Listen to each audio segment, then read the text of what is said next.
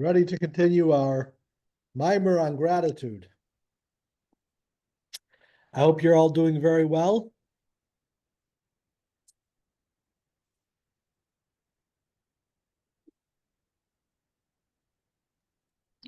So Baruch Hashem. Baruch Hashem, wonderful. Rabbi, a very quick question before we start. I guess it's reflective of my ignorance. On the cover page of the mimer, okay, it mentions Amdur. Okay, my question is that the Admor? Is that the Admor that's often referred to in halachic matters? Well, Admor, it's an important word, and we may as well get to the root of it, because you're not aware and others might not be. So let's see what Admor is. The simple answer to your question is yes, but there's more to it, and here's the more to it. So when we say Admor, it's actually a contraction of Adonenu, Morenu, Ve, Rabbeinu. So in Hebrew, when you take those words together, let me make sure you can see this on the board. You see that's there? So Admor becomes Adonenu, Morenu, V'Rabbeinu. So it's a contraction for any Rebbe. Any Rebbe of any group is going to be called an Admor. That's the respectful title for a Rebbe.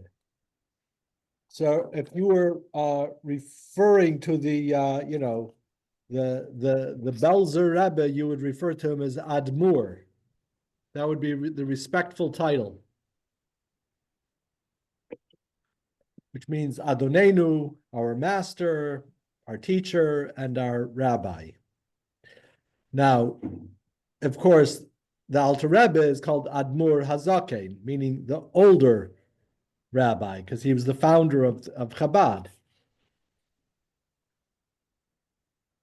And he also wrote a code of Jewish law. So you're going to have the Shulchan Aruch of Admor Hazaken. But the actual title of just Admor is not specific to him at all. It's not specific to Chabad. It is specific to a Chassidic movement. So outside of the Chassidic movement, you're never going to use the word Admor. You could have a great, Reb Chaim Kanievsky would be a Gaon, a great sage, but he would never be called Admor, because that's unique to the Chassidic community. Thank you very much, Rabbi. You're welcome.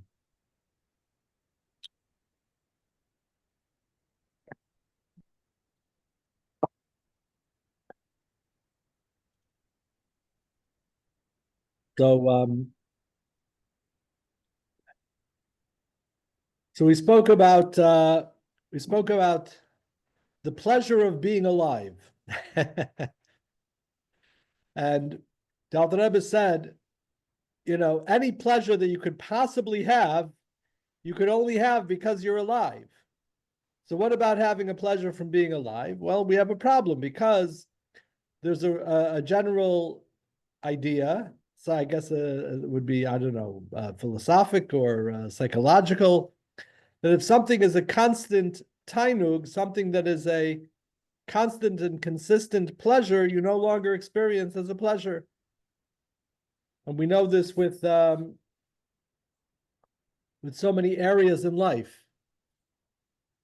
So if you would have your favorite meal every night, right? So eventually it would no longer be your favorite meal. eventually you'd say, how about something else tonight? If you hear your favorite song and you listen to it for 10 minutes or 15 minutes, it's great and wonderful. But if you could listen to it for 10 hours, you're going to become kind of sick of it. So this is the notion of Tainug Tamidi. Part of the whole thing of Tainug, of pleasure, of deriving pleasure, is that it's not constant. It's something that's constant. So life itself is constant. So we tend to kind of take it for granted. And the Alter Rebbe says, but we don't need to. A person need only reflect on this great gift of life, and you can come to a tainug just simply from being alive.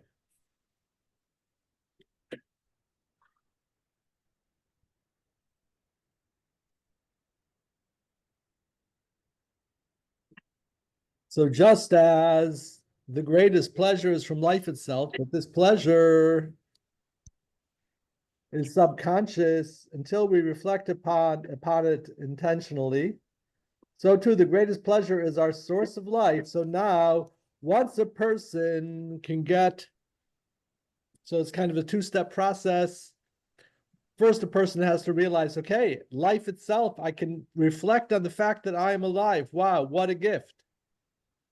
And now you can take it to step number two, which is, where does this life come from? This life derives from the source of life, from Hashem. And as the Alter Rebbe now continues on page 7, since this is a fundamental aspect, let's see what happens. Since this is a fundamental aspect of a person's service of Hashem, that he should know and reflect upon the following. This is something we've discussed before, something from Chassidic philosophy, that it is not correct to say that only one time Hashem created everything out of nothing, right? This is the general way that we would imagine it, that Hashem created everything and now it's all here. But this is not true. Rather, each moment he gives life and creates everything in his kindness. And without that happening, everything would cease to exist in a moment. So we've discussed this before in relation to different ideas. This, of course, is the thesis of the second book of the Tanya, Sha'ar HaYichud V'Ho Emunah, which perhaps you've learned in the past with someone else. And that is that in order to about something from the nothing that preceded it, there needs to be a constant and consistent reissuing of life. So right now, as we are sitting here, Hashem is recreating all of existence with his word. And if you recall, this was based on a pasuk in Tehillim. There's that. Oh, that's sorry. Davening. That's okay. That's what we say in davening. But that's not a pasuk. Right. La'olam Hashem devarcha nitzav b'shamayim. That forever Hashem, your word is standing in heaven. Meaning the word that you use to create the heavens, those words are constantly there. And interestingly enough, because sometimes people are curious to know, they say, well, where is that in in regular Judaism? Okay, I like this all Hasidic stuff, it's all very nice, but where do you have that in, where can you find it in the Talmud? Where can you find it in in a Jewish source? The fact of the matter is, this whole idea that Hashem everything is created through Hashem's word, which is constantly recreating everything, is a medrash. The medrash Tanchuma on this pasuk in Tehillim. It says, La'olam Hashem devarcha nitzav b'shamayim. What does the medrash say? That your word is constantly there, bringing everything about at every single moment. This is from the medrash. So Chassidus, in a certain way, sometimes Chassidus seems to be, oh, what a new approach. It's not so much a new approach, it's what you're focusing on, what you're looking at, and what you're finding and realizing, wow, this is an amazing idea for us to focus on.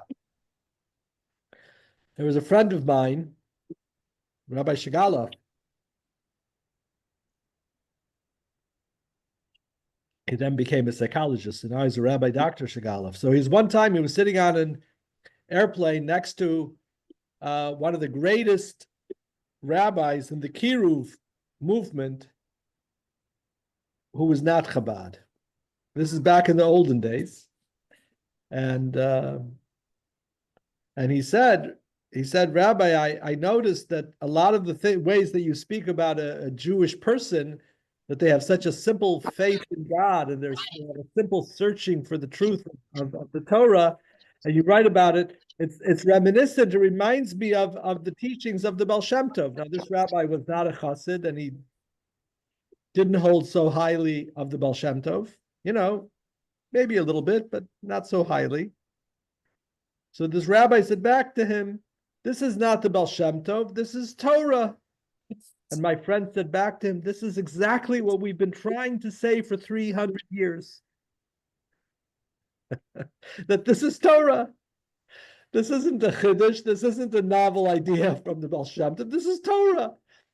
But it's a question of what area of Torah are you going to focus on? A person can focus on different areas in Torah and create a whole, what's called Das Torah in today's day and age. Das Torah.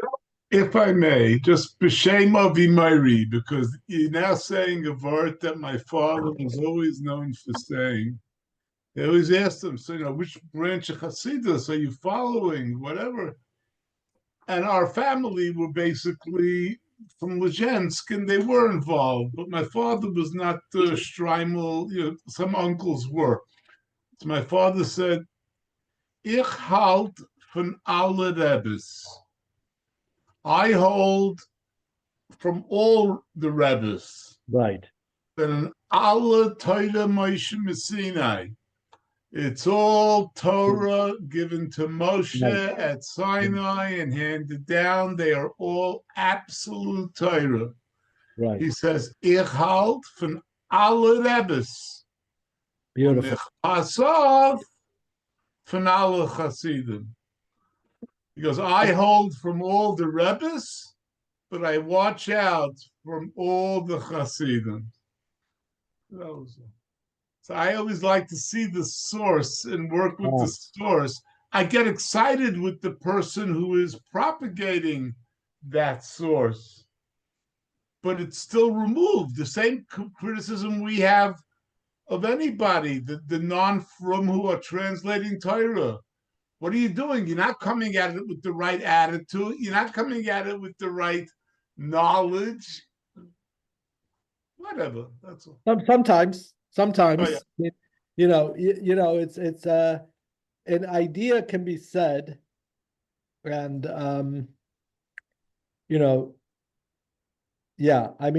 whole approaches in Yiddishkeit. For instance, so I have with one of my wonderful colleagues out here who are not Orthodox and this, and they talk about how the Torah always talks about loving the stranger. And I tell them, I say, but you don't understand that the word stranger in the Torah means different things. And the word loving. One is stranger than the other. So you have a ger toshav, you have a ger tzedek, and both of them have totally relinquished any belief in idolatry. And one of them has actually become part of the Jewish people. And the mitzvah to love a ger is to love a ger tzedek. It's not to love the illegal immigrants that are coming over. Now, whether you should or shouldn't, I'm not going to get into that, but I'm just saying the Torah doesn't say it. And it's a misunderstanding of the Torah. Anyway, so it's so the point over here is that here's the notion. Getting back to the mimer, the notion is that everything is being recreated every moment. This must give us an appreciation that Hashem is bringing my life into existence right now. What a beautiful thought.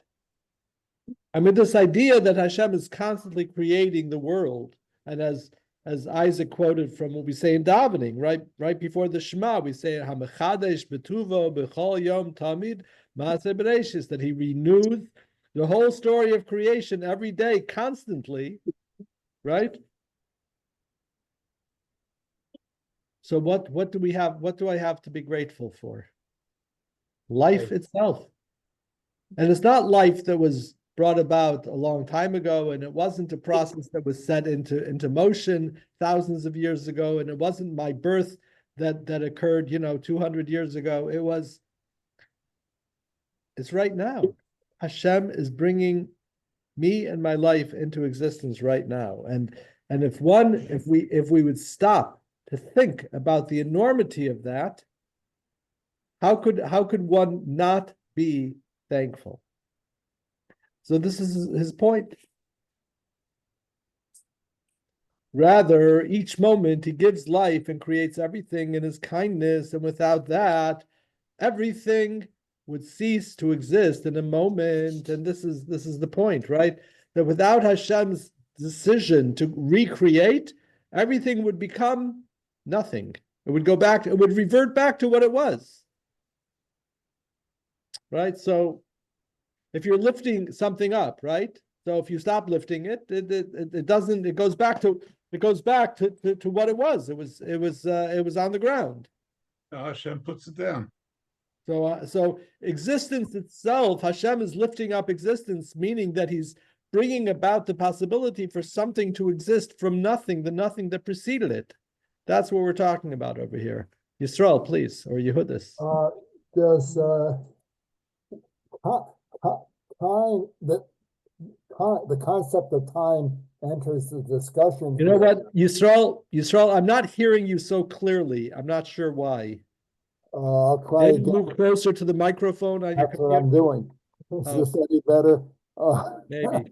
Okay, the question that I'm raising here is that the concept of time enters into the equation, because when we say every moment, we're implying that Hashem recognizes time. This is a very complicated concept.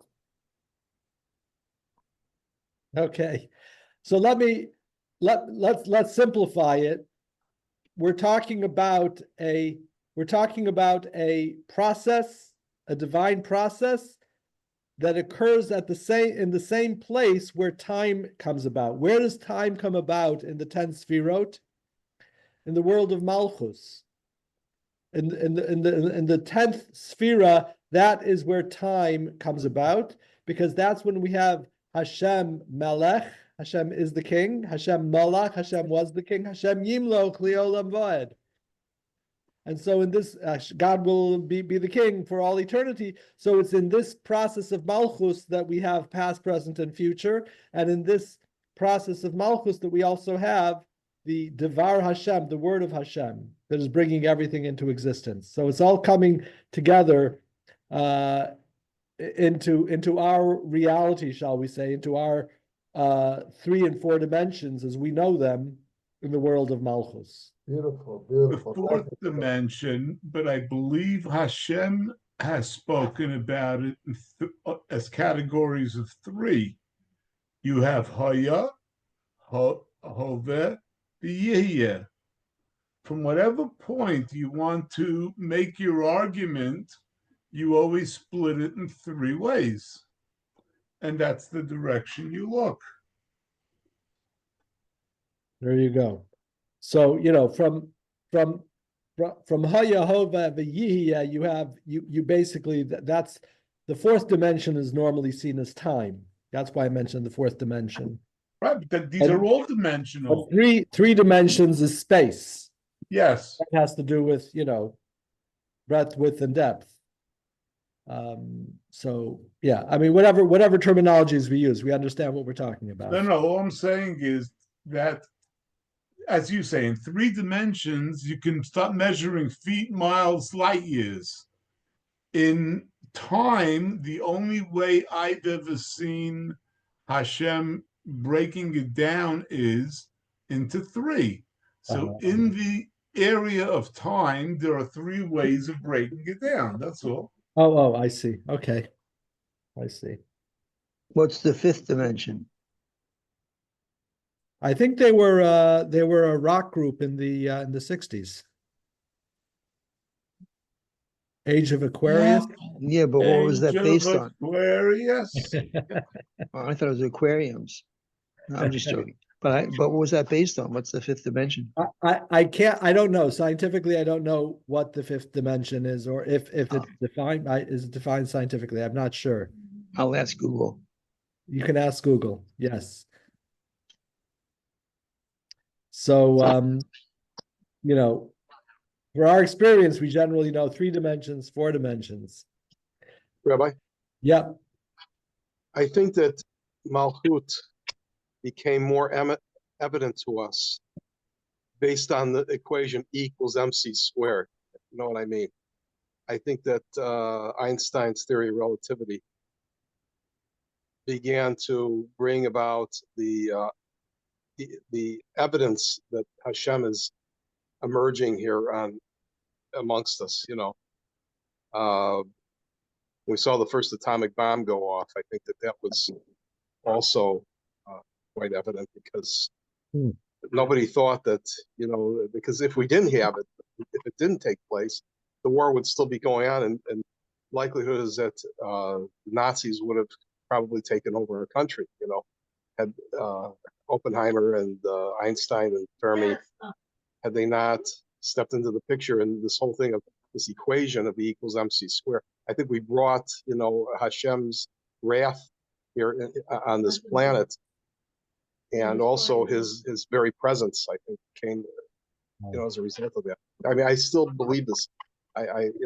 Based on what you're saying. Here's another component of it. You're talking about it historically and practically, but also the fact that so much energy is contained within the minutest amount in the atom, holding the atom together. How much energy is there? You're talking about the infinite amount of divine, right, that we can understand. Without understanding that there's this divine beyond everything energy, right? Even a simple atom has within it this kind of energy. Because matter can be turned into energy, and vice versa, according to this, right. To this concept. But how much matter? It's mutually reciprocal. How much matter are we talking about that can create this atomic bomb reaction, right? With an atom, one atom. That's all it takes. I mean, obviously, practically, they need more because. But it's funny how Hashem revealed this energy to the Yehudim, to the Jews, not to anybody else. It was. It really became quite evident that. Interesting. It was a Kabbalistic mindset that brought it about through that equation of E equals MC squared. And how many scientists disagreed with it? Many did. They thought he was crazy. There was the book of 100 scientists who wrote to write against against his theory of relativity. To which Einstein responded, "If I'm wrong, you just need one. You don't need 100 reasons. You don't need 100 different things. If I'm wrong, you just need one." Anyway, interesting idea. Thank you for showing that. Okay, so everything without Hashem bringing it back into existence, it would cease to exist. And as we say in the Baruch She'amar, the daily prayer, we don't say, "Blessed are you, God, who brought into creation," but blessed is he who is creating the universe. Osa in the present tense. Baruch Osa Bereshis. He's making it right now. And as it says in Tehillim with the word of Hashem, the heavens were made, and by the breath of his mouth all of their hosts. And as again, in the same doctrine, we have this idea of everything coming about through Hashem's word. And Hashem's word, the word, well, basically we have this construct in Chassidus that explains that we have our word. The word is coming, from a particular place of our mouth. Now with God, of course, this is all non-anthropomorphic, but we use anthropomorphic imagery and visagery to understand Hashem. So we have the word. The word is basically we have the breath behind the word, right? What if you had no breath, there'd be no word, right? But the word you have exists in speech, but the speech really is based on the way the word exists in your mind, and the way that the word exists in your mind is based on the idea in your intellect. And it goes higher and higher, and so all of this is coming, as we're going to see. With the word of Hashem, the heavens were made, and by the breath of his mouth, all their hosts. To understand this with an analogy, a person's words of speech receive their vitality and existence from his thoughts. Since without thoughts, there can be no speech. And thoughts receive their life existence from a person's intellect, since without any knowledge or ideas, there can be no thoughts. So to now in our case, each level of spiritual world receive its existence and power and vitality. From where? From the level above it, which in turn receives the level from above it, until they all receive their existence and power and vitality from the words of Hashem, from Malchus of Atzilus, so that it is Hashem who is the one that is constantly giving existence and life to all of the worlds at every moment, by bringing down his creative power and vitalizing power down the chain of the worlds into every level, every moment. This is all just a long explanation of telling us that, yes, a person might argue and say it's the word of Hashem, but is it Hashem himself? Well, the word is from the mind, and the mind is from the knowledge of Hashem. The knowledge of Hashem is Hashem himself.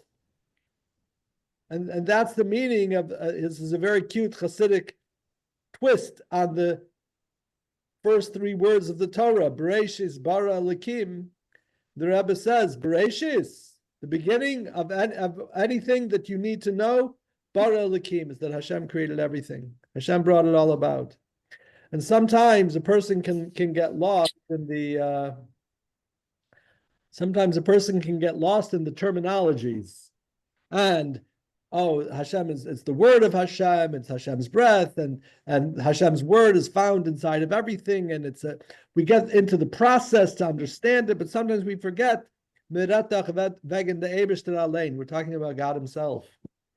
There's a very cute story told of there was a big tzaddik he was called the Pachad Yitzchok.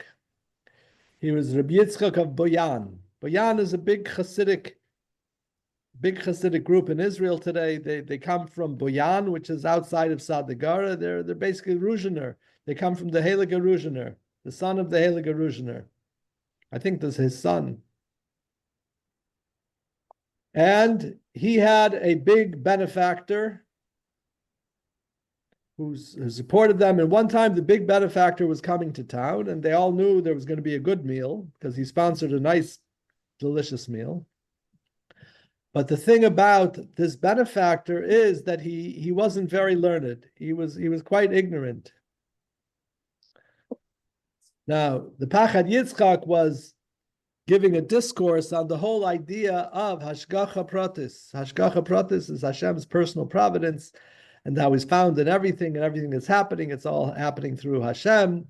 And the Pachad Yitzchok is talking about Hashgacha Pratis. We know this is a very fundamental idea for our bitachon, for our absolute trust in Hashem and understanding Hashgacha Pratis.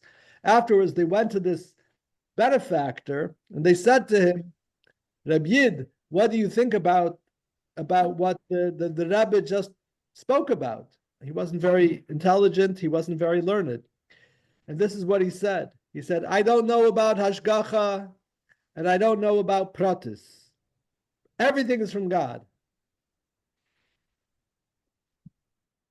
And that's kind of what the Alter Rebbe is saying over here, right? We have this process, we have that process, we have On the word, an even more basic level. right? Where there's this level, there's that level, there's Melech, Malach, Yimloich, right? And how it comes to time and space and how it's all God. That's the bottom line. Bara Elokim.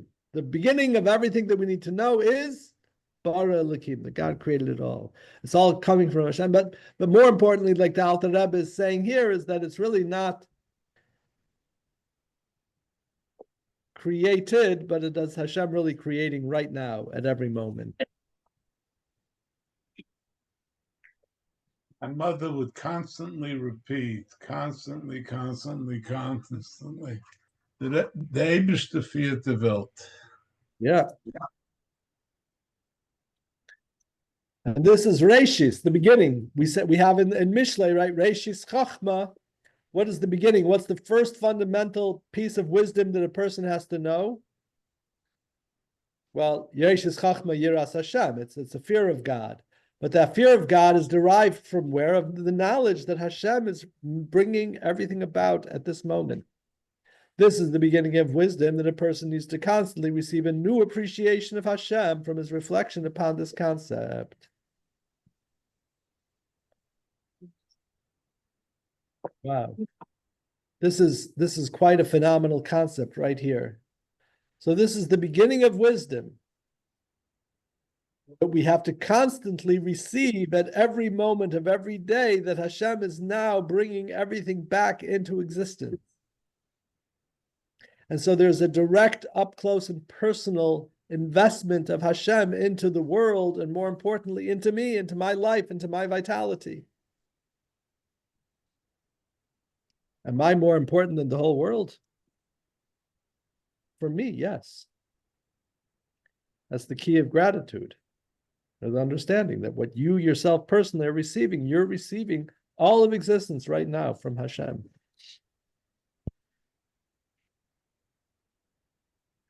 And when a person will reflect upon all of this,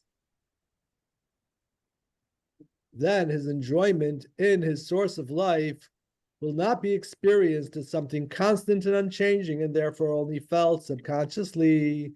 Rather, it will be experienced as something new, since every moment Hashem creates him new out of nothing and gives him a new life.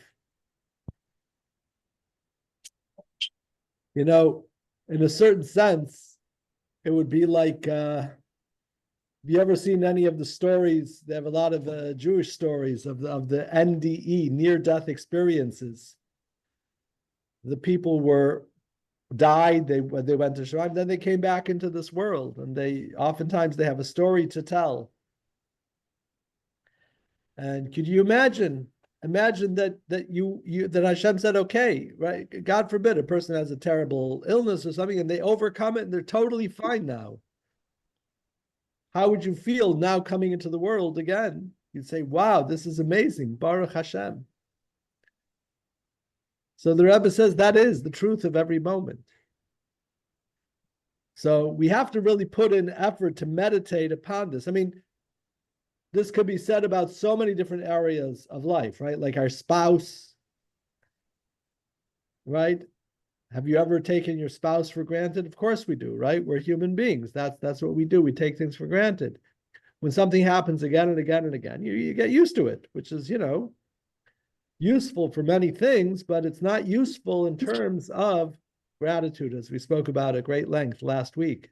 And the thing you're ignoring to do is what's becoming the difficult thing to start up again, because you haven't done it for a while. Right. You've been busy doing the other thing. Right. So for you to get back to being really nice, you have to first travel from being not nice or being insensitive, and then moving towards nice. Well, you don't necessarily have to do that. You can with work skip that. We spoke last week about the neural pathways. That the reason that we take things for granted is because we create neural pathways for things that happen again and again and again. We create habits, right? For the efficiency of the mind to work, right? It's a good thing that we have neural pathways, so that we don't have to, if we want to have a bowl of cereal, we don't have to go through the whole process of figuring out how a drawer opens in our kitchen, right? And where I keep the cereal and how to pour cereal out of a box and where the bowls are kept. You go to a host, you're at a Hamish, a person, and they say, make yourself at home in the kitchen. it takes you 15 minutes to pour a bowl of cereal because you got to look at every cabinet to find the bowl and to find the cereal and to find the milk. And you don't know whether the prize is still in the box or You don't know not. if it's That like you in the still box don't or know. not, right? You leave that for the host, you know, you don't want to be but you know, somebody, you're in a new environment, you got to open up every cabinet, you don't know where anything is, right? So Baruch Hashem, we have neural pathways, they're very useful for so many things. But on the other hand, we get used to our spouse, we get used to life itself, we get used to this amazing gift of life, right? So we have to really work to pull out, we have to use our conscious mind to extract ourselves from the fact that it's, you know, from the neural pathway, and to Rabbi? get to a state of gratitude. Rabbi? Yes, please. Okay. You were talking earlier about dimensions, and what you're talking about right now seems to touch on this to some degree, but we know that there's 3 dimensions, you know, backwards and forwards, sideways, either way, and then up and down. But there's also the 4th and the 5th dimension, which I heard, which is time value, which is going into space, the future, and then into the past, which is not an impossible feat, because you see, as you move faster towards the speed of light, time slows down. Okay, you can actually slow time down. Okay, now our minds tend to think about the past. We can think about the past and we can think about the future, but what's more evident is the past. You know, we were able to remember our past experiences and so forth. Can't And remember the future. You can think of the future. You can think of the future. Imagine. You can imagine imagine what you want. That's what you want, not what you will be. You have complete control over what you want. You want chaloimus, make chaloimus. You got to pick your direction and steer yourself in a particular direction. That's all you got to do is point yourself. Based on The able part is from Hashem. Based on the premise that there is something that you're aiming for, would be something you would consider what the future would be. But in the past, we've already had those experiences, so we know they exist. So that's the 4th and the 5th dimension. Okay, I heard that the 6th dimension is death. This is what, you know, is. But you're saying the memories of the past, you're saying, is the 5th dimension? Is the 4th dimension, because it exists. No, the 4th dimension is time. I'm sorry. 4th and 5th. 3. Future. I'm sorry. Future. The future and the past. And the past and the present. Those are all accounted for with 4. We know that the past exists, but the future hasn't existed. We only know what we aim for the future and prepare for that. But in the past, that's already existed for us already. Okay, and what I'm sorry, and Moshe, you're saying this connected to which point? The point, well, I was making the fact that we have memories of things that we would like to bring back. We'd like to bring back. Right. So that's a dimension that exists that we can't make that a dimension that's part of physics, you know, as we want to. Okay. It's not physical. It's not physical. That's all. It's not a 3-dimensional but thing. It was once physical. It was once physical. It was tangible and it was intangible. It was physical just a second ago. That's right. Just as what happened to it? Wait, just remember what happened a few moments ago. But we don't know what the future is going to be. What he's talking about never existed in that way, because he's talking about a 5th dimension. The 4th dimension is physical, past, present, future. He's now saying your memories now of something you liked in the past, and whatever interaction you're having, whether you want to have it again, you want to bring it back, I don't remember what he said. But that, he says, constitutes a dimension that he is saying is the 5th dimension. Is that correct, Moshe? More or less, yes, that's correct. That's correct. Thank you. All right. So back to the mimer.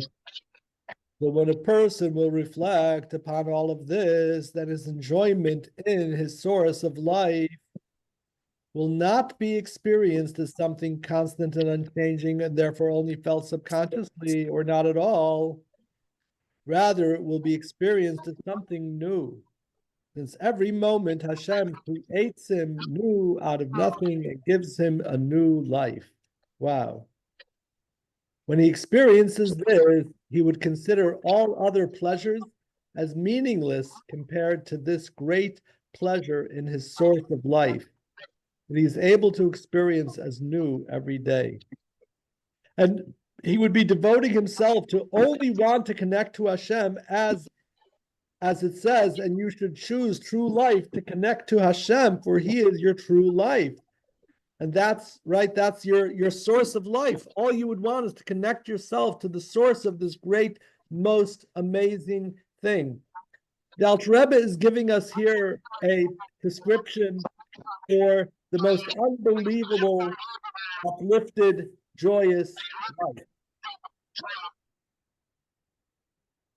This is a prescription to have a joyous life at every moment. It's unbelievable. How much, we look forward to things. Okay, it's not bad.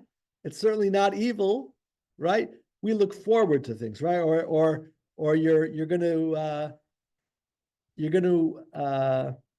have your favorite dinner, right? You're going to see the Einiklach, or you're going to see a good friend, right? Oh, I can't wait. Oh, this is going to be so amazing. And we think about these great and amazing things, right? Or let's say you're going to win the lottery tomorrow, or right? The most amazing thing is going to happen to you. The Alter Rebbe is saying here that nothing compares to the goodness and to the gift that you have at this very moment right now.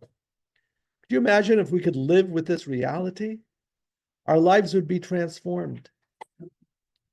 This is the meaning of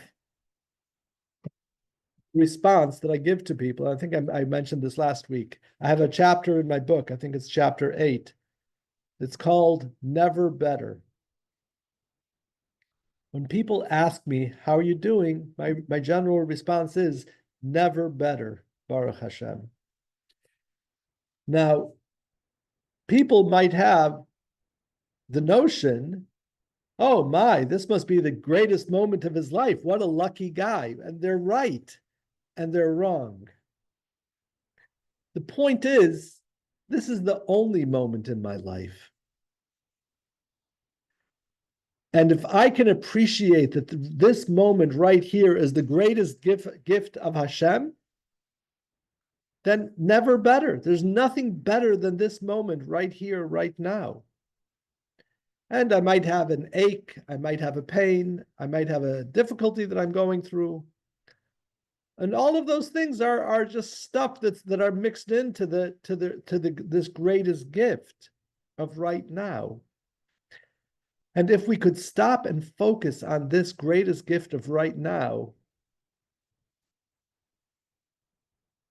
all right, so the truth is we should take a moment to try to reflect on this. So how would you reflect on this? What would you think about? If you'd want to think about the gift of this moment, you'd think about, maybe you'd close your eyes and you'd think about how Hashem is giving to me, is bringing about the universe, and he's bringing about my existence and giving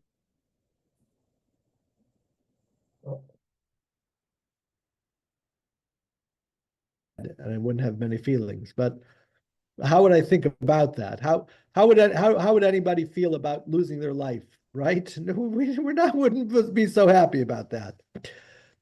Okay, I'm just using these words because in order for us to appreciate what we have, sometimes we have to think about what would it be like to not have it. I find for the human being, and I'm sorry, I've muted everyone, Isaac. Everyone is muted, so you have to unmute if you want to speak. So in order to experience what we have to think about what would it be like to not have. I was just going to say, for that, I don't even have to open my eyes in the morning. I'm laying in bed, I just reach up. My eyes closed, I reach up. If I don't touch wood, it's going to be a good day. Emes, but this joke keeps popping into my head practically every morning as I staggered to the bathroom. I said, but it's going to be a good day. Right. And that's where you There's started. a talk of Rebbe, Another where the Rebbe point, talks about the whole. excuse me, I think we have some lagging. Yes. I was going to say, if we really maintain that outlook in every moment, that we never get old in this world. Yeah. Yeah. Yeah. Yeah. Imagine if your great, imagine, I mean, think for a moment about your greatest pleasure in life. What is your greatest pleasure in life? Whatever it may be. Yeah, permissible, every permissible pleasure, right? Your greatest pleasure in life, whatever it may be. What if your greatest pleasure in life was life itself? Yeah. Wow. But like the Rebbe says, you have to drag it out of its consistency. Since it's happening constantly, therefore we don't enjoy it. So we have to schlep it out from there and think about the fact that this is the greatest gift. Our greatest gift is the fact that I'm breathing, that I'm alive right now. And Hashem is giving me this gift. Well, if Hashem is giving me this gift, well, what would I want to do? I would want to just attach myself to my source of life, be connected with Hashem in this life. This is what the Alter Rebbe is saying. And now we're going to see this in a verse in Shir Hashirim. How about the people that you So ask, our how are problem you? is, And you ask, how are you feeling? And they say, don't ask. You talking to me, David? what is that? I Why would said, I if you say- ask somebody, sometimes you ask people, right. how are you? And they say, don't ask. Right. Or not so bad, not so bad, right? I don't know. Most often I hear Baruch Hashem. So I will admit to you that when I tell people never better, my answer is aspirational. In other words, it doesn't mean that I'm actually feeling that totally right now, but I give an answer that gives me an aspiration. I want to be there. And now that you've asked me how I'm doing, I'm gonna remember that never better. This moment that Hashem is giving me, wow. Our problem is, like we said, there's one thing happening. There's one thing and one thing only standing in the way of gratitude. What is that?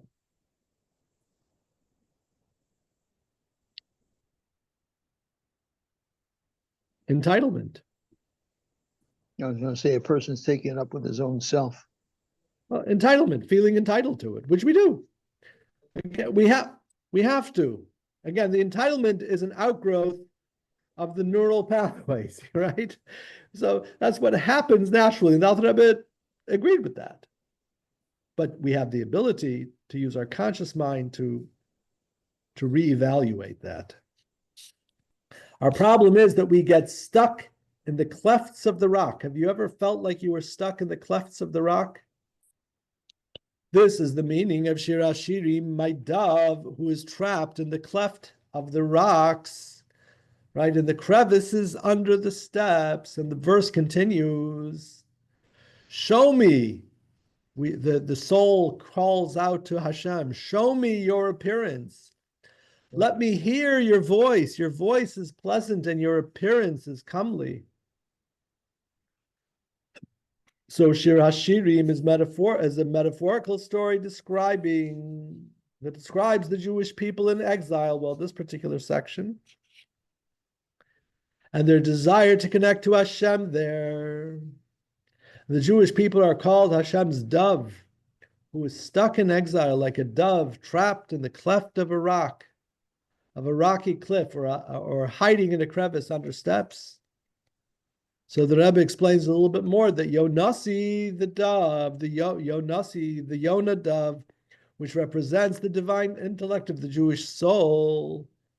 And also the word Yonah, here the Alter Rebbe goes into a very interesting etymology.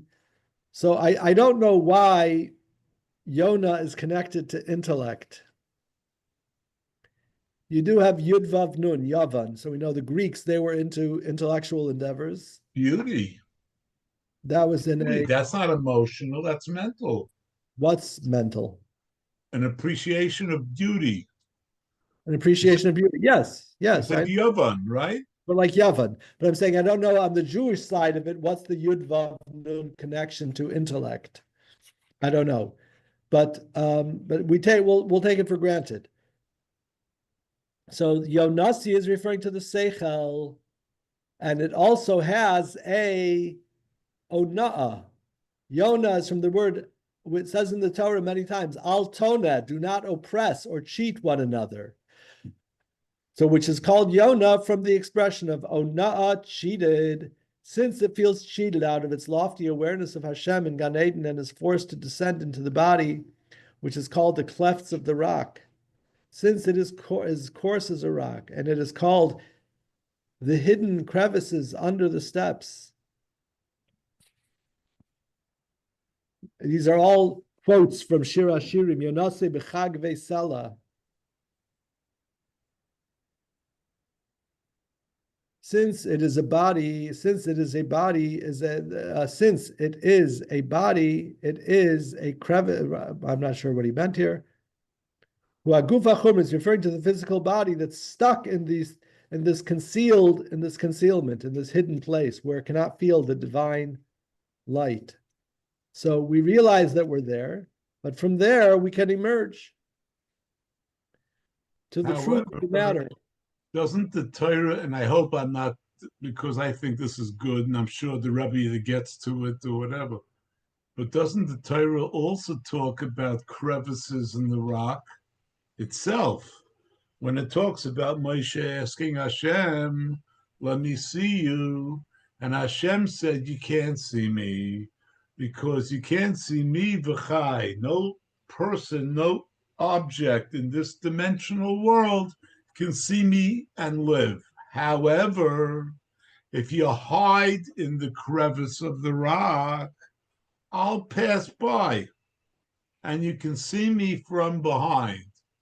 Now, what does that mean? I submit, and I don't know, I've never seen this, and I haven't read it anywhere.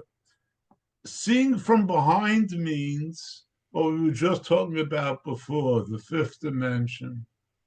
When you think back to what happened to you, I mean, you get to the level of seeing him in the present, that's great. You can't depend on him for the future. But if you get to the point of, and then the way I got to it is, if he was so good to me all along, I haven't done anything terrible. So he doesn't have anything bad for me, and everything's been good anyway. But you look back and you see Hashem in your own history. The big moments, the important moments, the angry moments, the happy moments. And that's the way I just totally absorbed it. I'm sorry, I'm just venting today. I got good news from the eye doctor, Baruch Hashem. I can see this huge letter on her wall like this. So if I ever go to Mount Rushmore and they put big letters, then I'll see it very well. Thank you, Baruch Hashem. Okay. Well, thank you for sharing the good news. Baruch Hashem. Baruch Hashem. The morning folk are halfway tracking it because I make it more often. You just hit the mute button. No, I didn't hit it. You hit it. You're going to mute yourself. Nalamti dumia hakshesi mitov. I've been muted from Hashem's kindness and goodness. There's so much to express, we can't even speak, huh? There we go. All right. So we'll continue with this mimer on gratitude, God willing, next week. Thank So you, I wish Rabbi. everyone a very good rest of the week and a healthy week. And we should each take a moment, maybe right now, and stop and think about the greatest pleasure of the fact that I'm alive right now. Thank All you, right. Rabbi. Thank you. Thank you very much. Right? Oh, too. Have a good week. Thank you.